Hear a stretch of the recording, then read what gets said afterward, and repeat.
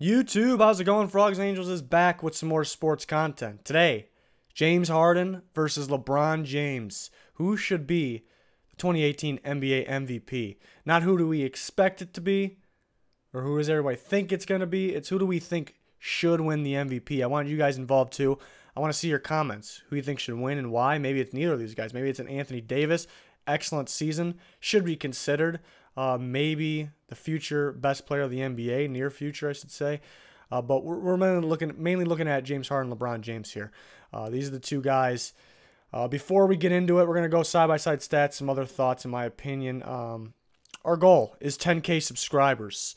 Our jump from last year to this year has been great. Thanks to everybody, everyone's support, all the views, the subscribers. So our goal is 10K subscribers. We need your help. If you have yet to click that subscribe button, please do so. That'd be much appreciated.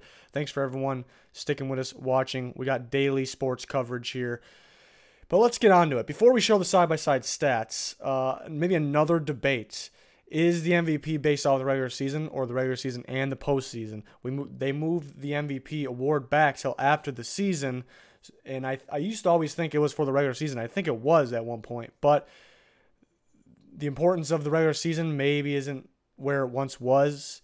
So I think that's the main reason they move it back. And I think it's both regular season and postseason, because if it was just the regular season and they still moved it back, all the voters are going to watch the postseason. And even though if they don't want it to be, what they see in the postseason from these players is going to be in their mind. Even if they don't think it is, it's going to be in their mind when voting. So the NBA would be dumb if it was just the regular season while moving that award show back. So it has to be regular season, postseason combined. I kind of like just the regular season. It kind of makes guys try more, try to go for that MVP. But that's just my opinion. But I do think I am basing this off regular season and postseason. So that does make it more interesting. If it was just the regular season, we would think it's James Harden, maybe. But since it's both, it makes it very interesting. So let's break down some stats. There's a stat on here I want to talk about at the end here. A couple points I want to talk about after these stats. But thanks to herosports.com, I have a link in the description. They have side-by-side comparisons to any current NBA player. You can compare them. So, again, link in the description. And, yeah, great site. So that's what I used here. Obviously, James Harden on the left, LeBron James on the right. You can see games played. LeBron played a full season, 82 games. James Harden, 72 games. So how do you want to take that? You can take that either way. Is that a win for LeBron because he played a full season, very impressive at his age? Is that a win for Harden because missing 10 games and doing what he did is very impressive? So what do you make of that? Let me know your guys' thoughts on that. Minutes per game, about the same. LeBron James edges him out in that. Points per game, maybe the most important stat. I don't know if to me it's very important, obviously, but to, I think, voters and viewers of the NBA, everyone wants to know how many points per game they scored. And 30.5 is ridiculous for James Harden, but 27.5 is very good for LeBron James, too. Field goal percentage, good percentage by James Harden, about 45, but an insane percentage by LeBron James, which is 54.2. Insane. Three-point percentage is weird. It is exactly the same. Very strange. You expect James Harden to edge him out on that, but exactly the same. Both pretty solid percentages for both players. Rebounds per game, you expect LeBron to beat him in that, and he does by 3 rebounds per game. Assists per game, LeBron is basically the same. LeBron edges him out. Very impressive number, in my opinion, for both players. I mean, it's pretty obvious. It's very, very impressive. Blocks, I don't know if it's valued that high for these types of players. Basically the same. Steals per game, James Harden, very close, but edges him out. Free throw percentage, James Harden beats him by a good amount. And turnovers per game, LeBron James wins in that category, but it's basically the same.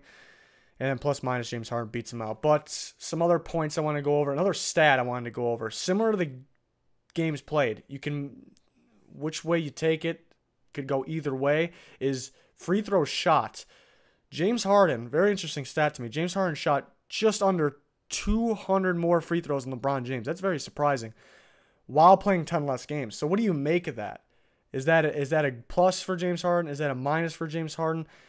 Points per game, he gets 30, but a good amount of those, shooting about 10 free throws a game, which is a good amount more than LeBron James this year. So that goes towards the points per game. So how do you look at that? Do you look at it as he needs the free throws to beat LeBron James in points per game, or do you look at it as it's very impressive in today's NBA getting to the line that much? That's a big plus. You can take it either way, because if you take away all those free throws, maybe there's too many of them in today's NBA compared to before, maybe 5-10 years ago. If you're taking away, LeBron James would beat him points per game, but it's part of the game. But how they get to the line is what intrigues me. I think James Harden is getting to a line in a new way, a different way that we haven't really seen ever. Guys like LeBron James, I mean, we can talk about flops. Both players are known for flopping a little bit, but most LeBron James's free throws are getting to the line comes from using his athletic ability and strength to go to the hoop, and players have no choice but to foul him. Other players, Jimmy Butler, pops in my mind, Kawhi Leonard. It's very impressive how they get to the line. James Harden does it a different way. He gets a lot of three-point free throws earned, which could be impressive to some, but it's really a different way of going to the line. I don't know, in my opinion, I don't know if it takes as much skill as some of the other players I named or a guy like LeBron James. So he does need the free throws to get those points per game. And in today's NBA, the way it's officiated and the way what are calls, what are fouls, helps him get the 30 points per game. Even though the 30.4 is very impressive, like 5 years ago, and James Harden and his abilities now, I know he doesn't get that many points, but he still gets a lot of points, could lead the league in points per game. So that's a whole other debate. Another thing I want to hear you guys' opinion on is that a good thing or a bad thing that he shot 2 more free throws? Does that help him or does that not help him? The way he gets to the line is the way I look at it. Another thing is who helps their team more. Most valuable players, what MVP stands for. And I think people know where I'm going with this. I think LeBron James helps his team more. I am tired of hearing about he's not getting enough help. I'm tired of hearing about that. It's true, but I think it's overused when people say that. I mean, they just played the Celtics. At this point of recording this video, they just beat the Celtics in the Eastern Conference Finals. But you look at the Celtics, they didn't have their 2 superstars. Maybe one of them was a superstar. Were out of the game. They didn't have a LeBron James, so there's no help to be talked about.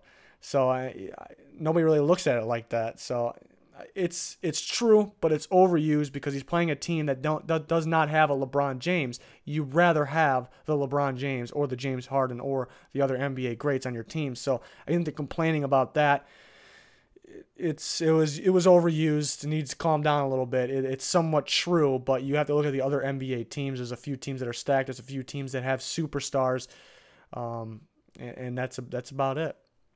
So he I think, is more valuable to his team, though. James Harden does. I think people underrate Eric Gordon. Capella was insane this year in this postseason. Next to the rim, he does not miss, towards the top of the league in field goal percentage.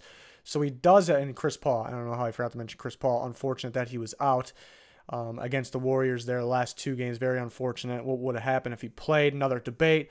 But James Harden does have more help than LeBron James.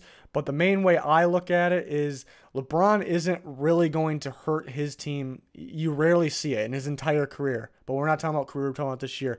Did he ever really hurt his team? He has some turnovers here and there, but not really. I think James Harden, and you really look at that Game 7 against the Warriors, some of those shots he was taking, I think he was trying to go for a foul. He's going to the 3-point line, taking a shot, not looking to make it, trying to get a foul.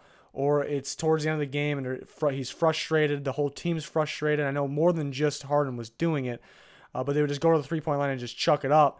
And it was even at a time where they were winning, but it was getting close where they were doing that when they should have kept going to Capella. So I think Harden hurts his team more than people think. Obviously, he helps his team way more than he hurts his team. That's not a question. So that's another thing. Do people agree with me on that? Am I overreacting there? Just maybe basing off the series I just saw. But at times, I think he's in his mind. He's like, I'm going to go hit this 3. Maybe he takes too many. You see the field goal percentage. LeBron beats him out pretty good, even though Harden's still pretty good in that category. Sometimes I hate when players try to go for the foul over making the shot. I know a lot of times he does make a crazy shot as he gets the foul. But I think you see where I'm going with this. I think the main factor I look at is who helps their team more than the other, or who has the chance to hurt their team. LeBron James really doesn't, there's really no chance of him hurting his team. You really don't see it. So MVP, in my opinion, is LeBron James. That is using the postseason combined with the regular season. If it was regular season alone, it'd be James Harden. But I don't think it would be that easy as people think. LeBron James did play 82 games. I think that's a plus for him. The 200 free throws extra for James Harden isn't really a plus to him, in my opinion. That's just my take. LeBron James is more important to his team, even though I am tired of hearing about people saying he has no help about all these other teams in the NBA.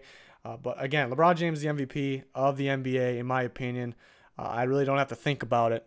I'm not a fan of either of these guys. I want to make that clear. I'm actually a Chicago Bulls fan, so I don't know if that tells you much there. Big Chicago Bulls fan. So LeBron James is my MVP of the 2018 season. You could say it's close, but I really didn't have to think about it. I did want to go over the stats, though, but I didn't really need the stats to decide for myself. I want to see your guys' opinion, though. That's the main purpose of this video. Your guys' opinion on all these takes. Who's your MVP? How close is Anthony Davis? Antetokounmpo, maybe? Anthony Davis, very impressive. Very, very impressive. Pelicans were a pretty darn good team, and that was without DeMarcus Cousins. So I can't wait to keep watching Anthony Davis going forward. Very impressive. So there's my take on the 2018 NBA MVP. Thanks for watching. We cover a lot of NFL here all year around, and we cover plenty other sports too. We've been covering a lot of NBA. We're covering the NBA draft. It's coming up. Can't wait for that. So we'll have another mock draft, maybe a big board on that, but plenty other sports coverage. Thanks for watching. Please like, subscribe if you haven't already. Again, our goal is 10K subscribers.